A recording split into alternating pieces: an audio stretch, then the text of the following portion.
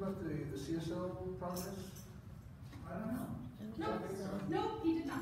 He did not? He did not. Then I get to give the news. Yes, Maybe, you did. am I supposed to share the news?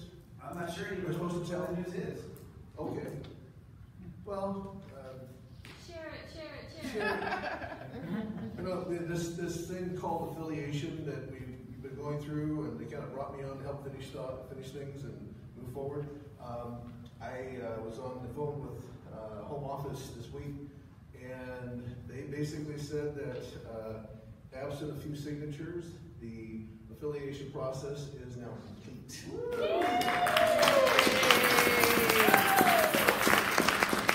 So I would like to honor everyone that sat down and participated in that process, because the right people showed up at the right time. Even though that, you know, people have come in and moved forward and you know, progressed through the thing, the right people showed up because obviously it demonstrated. Yes. And that's the beautiful part about this teaching, is that it works. It's very, very practical. And I've got a bit of a left brain. I have more of a science-minded type of thing, and so it has to work at that level for me to really, you know, get it. And man, I tell you, this stuff, if you learn how to work it right, it works, and it's reliable, and it's actually consistently reliable. So the process of this moving forward into that next expression. Now, there's going to be some paperwork that needs to be show up here and things like that. And once we have all that down, then we'll have a party or something. Yes. We'll figure something out like that. I like that idea. So anyway, and because of that, I actually shared out on the ministers list about us, our reaffiliation and things like that. And I've received congratulations from literally all over the United States, from Florida to New York to San Bernardino. So we're definitely in the eye anyway of the process unfolding. So anyway, I just wanted to make sure that you all knew that was moving forward, and that there's certainly more to come. But I wanted to just, you know, I was excited about it, so I'm sitting here telling everybody about it.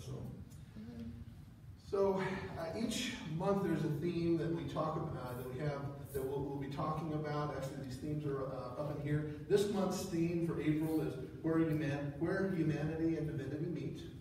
So all the talks that are going to be talked about should kind of somewhere talk about that aspect. Now, I learned from my teacher a long time ago that once you make your talk title and then you start writing your talk, you should never let what you need to say be limited by what the talk title says. So you never know. Just because I give you the title for today is the individual and the universal, you never know what you're going to get. Actually, it is pretty good, because there's a saying by Thich Nhat Hanh that basically just sums up that one statement very succinctly, because that's really the goal of this whole process. And basically, he tells us that enlightenment is when a wave realizes that it's the ocean. So do you recognize your divinity enough that you realize that you are one? Because that's really what we're talking about. We're talking about, what does it mean to be one? Like I said, that statement just summarizes, it tells you if you're on the right path. Because the more you recognize that process being who you are, the closer you are to that true expression of you. But I get people that say, well, you know, what does it mean to be one? I said, I've got to be one with everything. And it says, really? Are you sure? You know, even the gum on my shoe, I got to be one with one. Yeah, well, once it's on your shoe, it's one with you, no question about it. But I have to be one with my neighbor. I have to be one with what I hear about on television that basically breaks my heart. Do I have to be one with all that too? That's the hard part of this work. Even though it's very practical, very useful, it says we have to recognize that that's all part of the universe expressing. And as we embrace that idea, then we realize that We are all a community, regardless if it's someone that's across the street from us or on the other side of the world. So the idea that we are participating in growth and joining in the community that actually helps celebrate the idea of making this world work for everyone is a very admirable one. The thing is that at all of God's creation, if you break it down into its essential components, is simply energy. It's just simply it's an indescribable force that basically creates and creates and creates. And this loving energy is basically at the core of all of us. Well, it's also at the core of who is the person that I'm standing across from. That the chair that you're sitting on is still all energy. So we're all one with this at this level. You know, Dr. Holmes tells us that unity is the basis of all that there is. There is but one God, but one mind, but one Spirit, and but one power. When I embody myself in my thoughts selfishly, I am separating myself from that which I think would be my good. You may think that this is a very subtle thing and could not be the reason for so much trouble that I see. It is the foundation of most of our troubles. Is he clear enough on that one? Okay, just done a little aside there. What happens is that I'm unconsciously separating myself from good. So this is the reason why things tend to not work. Like I said, this is a very practical, a very useful, a very demonstrable energy that is actually there conspiring in our favor. And the thing is when it doesn't work, it's because we get in its way.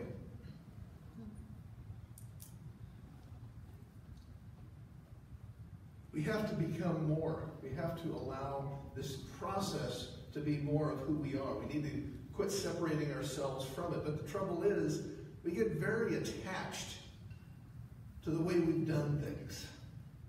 Anyone feel like they've gotten attached to it just has to happen this way? Yeah, we all do that. The thing is that that's where we need to work. When you identify that that's something that's going on, that's where we have to move. We have to say, we need to actually say, okay, that was what it used to be. I choose for it to be this way. Does that make sense? Okay. So, you know, there's a little story about a student who wanted to learn Buddhism. So he basically says, I think I'm going to learn Buddhism today. So he went and asked around and basically wanted to talk to a whole bunch of different people, said, I need to find the best Buddhist teacher out there. I need to find that person so they can teach me Buddhism.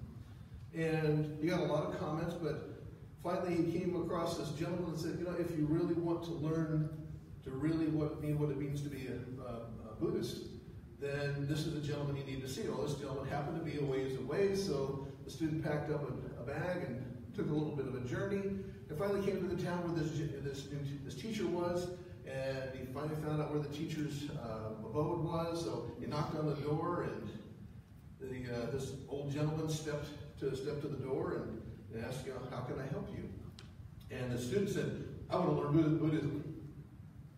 And the teacher looked at him, kind of understood what he really meant by what he was saying, and says, you know, come in, let's have tea. So he basically brought him and sat him down at his table, and he stepped away for a moment and came back with a tea service, and then he very, very ceremoniously put a teacup in front of him, and then grabbed the teapot and started pouring the tea. And he kept pouring. He kept pouring, and the cup was full, but he kept pouring. And it poured over onto the table, and he kept pouring. And all of a sudden, it was starting to run off the table. He kept pouring. And the student says, well, this is weird. The thing is that he was thinking, okay, this has got to be a test, right? So I can say, well, the teacher kept pouring. And eventually, the student says, teacher, do you realize that the cup is full? And the teacher basically started with his first lesson. It said that this tea is like spirit. as I pour it in, it is only going to be held in place by the level of your ability to hold on to it. Your cup is like your mind. Basically, it keeps the process of receiving from happening. We get in our own way. But such as this is a metaphor for kind of how things are, we basically realize, okay, we got to realize, we have to choose to be more. We have to choose to be better. We have to choose to allow ourselves to grow. Dr. Holmes also talks to us about this aspect. He basically says, there's a place in us which lies open to the infinite. But when the Spirit brings its gift, by pouring itself through us, it can only give to us what we take. So what are you bringing to the party, so to speak? What are you showing up with? Are you showing up with a little thimble? Are you showing up with a 5-gallon jug? So how do we choose to move forward? How do we choose to allow this to be more of who we are? Well, I was thinking about that, and I was glad I was talking about this, because there's a lot of things that we need to do. And as I was thinking about how this works, I couldn't. I was struck by the similarity by. Well, have you ever noticed that when you've lived in one space for a while, how it starts getting cluttered? Yes. Guilty.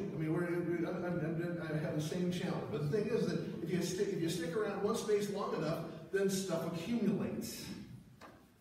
And unfortunately, that's the stuff that shows up instead of Spirit pouring itself through you. So what we have to do is we have to start doing some spring cleaning. Can I use the term? We need to start taking a look at what serves us, what doesn't serve us. And if something that isn't serving you, let's decide to figure out how to release it. Because if it's not serving you, then basically it was a fictitious thing that was imagined by you, accepted by you, and now it's stepping into the way of your good. Not allowing you to embrace the universe as well as it possibly can.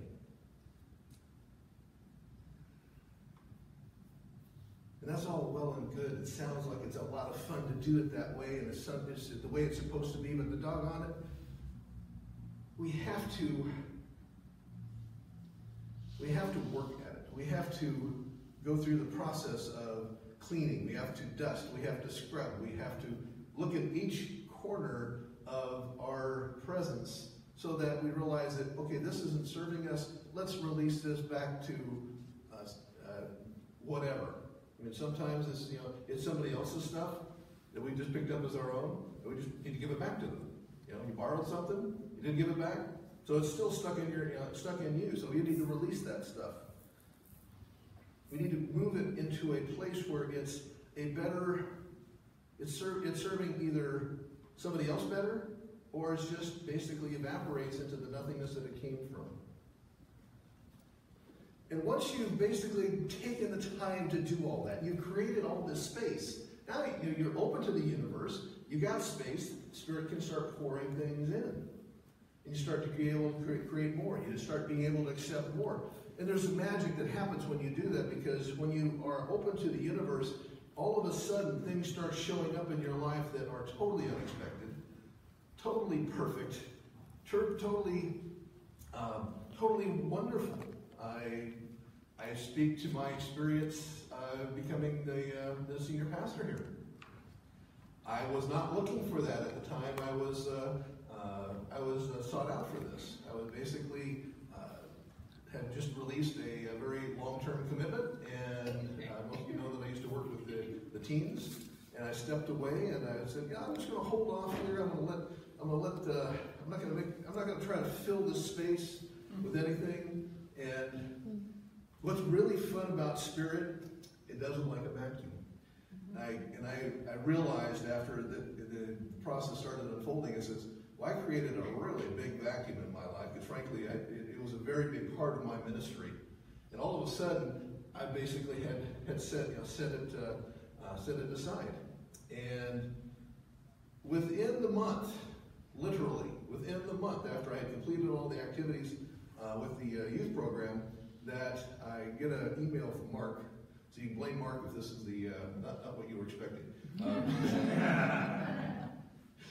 But Mark tells me that Reverend Irma had resigned, and I looking for something to fulfill that space, and basically said, hey, you could fill that space. I said, nah, there's got to be somebody else that's out there. I was not ready to embrace it. Spirit wasn't going to have any of that. Wasn't going to have any of that. Frankly, it was ready to say, you're going to do this, and guess what? You're going to do a great job at it. Yeah. So that's what happens when you create that space and it's there. Spirit comes in and just creates some awesome stuff. That's just one example. It just happens to be the most significant recent thing that's happened, but things have come into my life that have blessed me and blessed me and blessed me. And I just continue to sit in awe as to how efficient and how wonderful it works.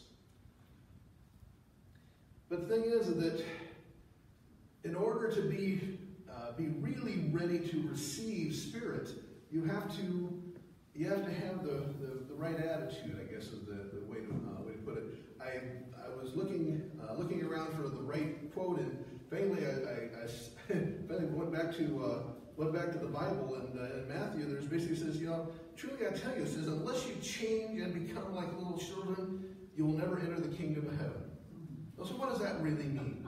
It means that we have to basically go in a time machine to be like kids, and that's what we're going to have to do? No, that's not it. But what are kids? Basically, they're open.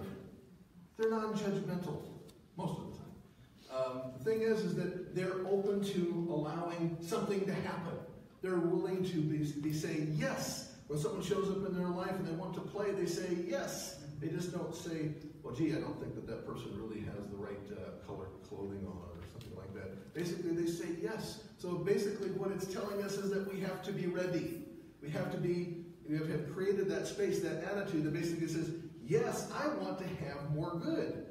And I've already created the space. I've gotten something, stuff out of the way. I've done my spring cleaning, so let's go ahead and see how the Spirit shows up. When we realize the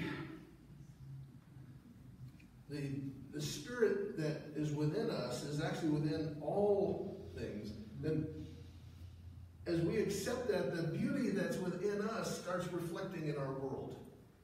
And all of a sudden, beautiful things start showing up around you. And it allows you to be part of an experience that most of us would definitely say is a more positive experience than many others. Now, I'm not trying to judge if something bad is happening, that's necessarily bad, because sometimes we need to go through processes like that. But the thing is that are we needing to do it all the time? No. The Spirit wants to basically create great things for you, create things that are expressing love. And the thing is that as we create that process within us, it starts now expressing through us, because that's how the process works. I love the reading from this morning from how it works, is that basically Spirit comes and expresses in us, through us, as us. And that's the key that we're looking for, is that what are we looking for to be? What do we really want? Sometimes that's the trouble. Sometimes we haven't decided we really want something. We don't know that that's something that's the essence of who we are.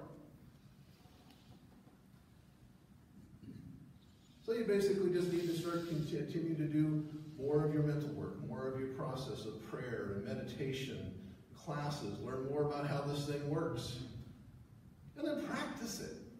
Because that is one of the ways that you get to incorporate Spirit, because you got to build your spiritual muscles. If you don't do that, then you get results. You just don't get them quite as consistently, quite as wonderfully as you would otherwise. You know, that we're all on a search for this process to unfold. You know, Thich Nhat Hanh tells us that the search for the divine unity is the realization of unity. It necessitates the acceptance that there is no dividing line, that we shall expand, progress, evolve, ad infinitum in a sequence from where we are to any stage that we ever shall become. But out of eternal being comes everlasting becoming. So this idea that we do the spring cleaning, we fill it up, we're done. No, that doesn't happen. It hasn't happened for me. Let me put it that way. I'll just share my experience is that I haven't figured it all out. And I'm still, basically realizing since I have this idea that just, I am this whole and perfect being, this non-judgmental, and when people, show up in my life that don't seem to resonate with my level of understanding of how spirit works, so they tend to be judgmental, and sometimes they tend to be harsh. It says, I choose to be the bigger person. I choose the opportunity to express the growth that I claim. So I basically I have the poise to be able to do that. Now that's what I see as myself. That is not an invitation to challenge that rightness, okay? But the thing is that what we're looking for is, are we ready to continue the process? Because Dr. Holmes tells us again, says nature will not. Nature will not let us stay in any one place too long.